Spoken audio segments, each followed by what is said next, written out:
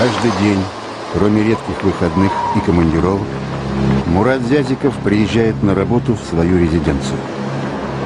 Каждый день ему приходится решать десятки неотложных вопросов. Он считает, что только конкретными делами можно противостоять вылазкам экстремистов.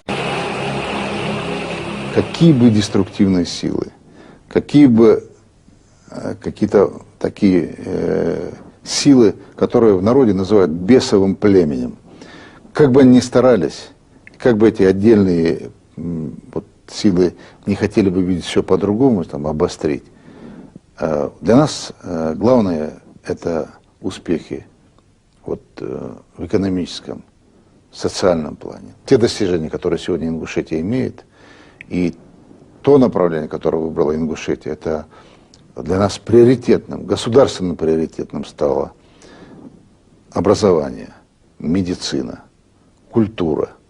Мы всем этим отвечаем этим силам. Любой непредвзятый наблюдатель не может не оценить успехи республики.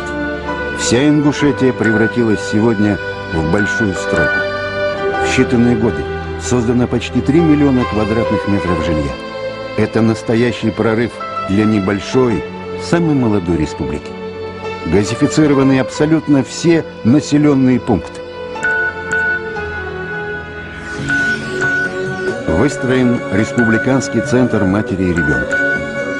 Не случайно этому объекту уделялось большое внимание. По рождаемости Ингушетия давно вышла на первое место в стране. Пройдут годы, и эти дети узнают, что ради их будущего президент Зязиков рисковал своей жизнью. И как не вспомнить слова президента, который так оценил трагические события 2004 года?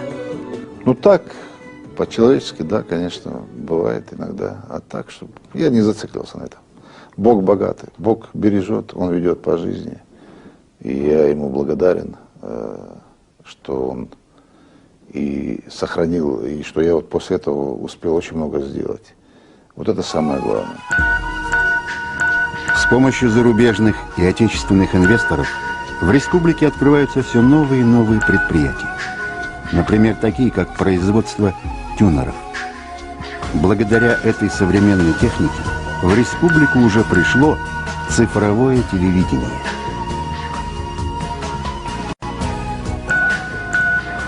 Новые предприятия – это и сокращение безработицы.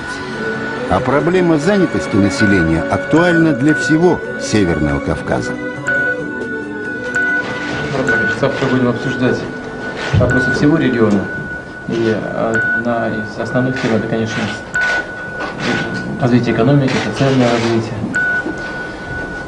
У нас на юге в целом очень много проблем в этом смысле. Это очень важное направление. Мы определили как приоритетное.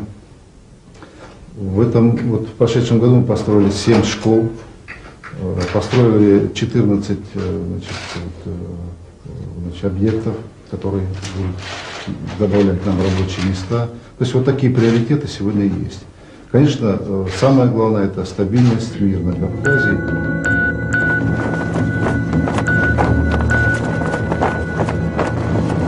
Многие сегодня говорят, политики, там, ученые, сегодня обсуждают, говорят, нам нужна национальная идея. Говорят, вот нам ищут, да, все в поисках этой национальной идеи. А я считаю, что она вот она. Она просто, и нам надо обращаться к тем нашим добрым многовековым традициям.